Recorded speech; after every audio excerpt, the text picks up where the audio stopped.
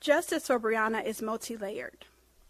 What we were able to accomplish today through the civil settlement against the officers is tremendous, but it's only a portion of a single layer. When officers cause the death of an individual, it is imperative that we seek justice not only in the criminal system, but also in our civil system. That's when we hold people financially responsible. But it's important to know here that a financial settlement was non-negotiable without significant police reform, and that's what we were able to do today.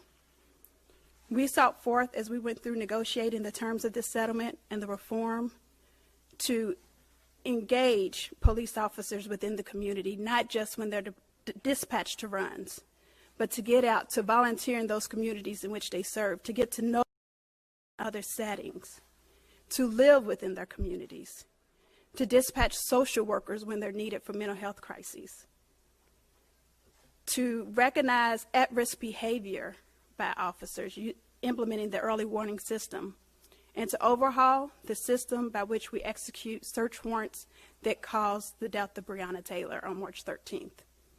It's important for her family that they minimize the risk of what happened to Breonna Taylor happening to any other family in Louisville, Kentucky, and we're going to continue that fight beyond the city of Louisville, Kentucky, and throughout this country to protect and reform police departments across America.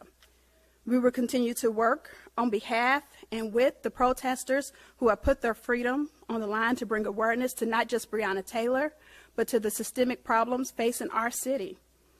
For we know that without their voice, we would not be here today.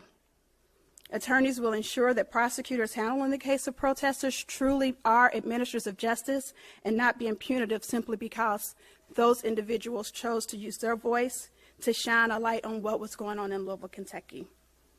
It has been so long getting to this day where we could assure that Breonna Taylor life wouldn't be swept under the rug like so many other black women in America who have been killed by police, marginalized.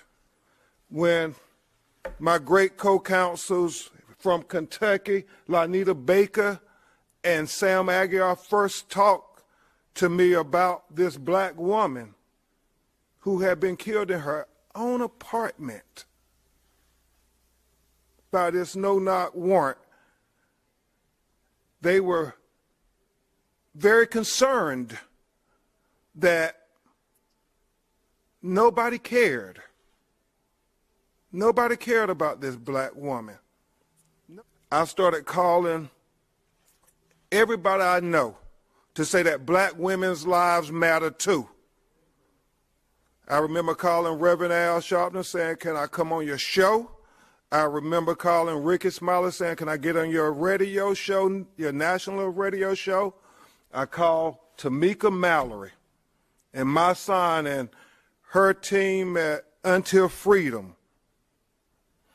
I called Senator Kamala Harris.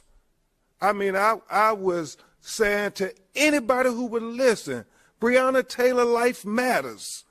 And Senator Kamala Harris was the first national elected official to go on national television and to say her name, Breonna Taylor.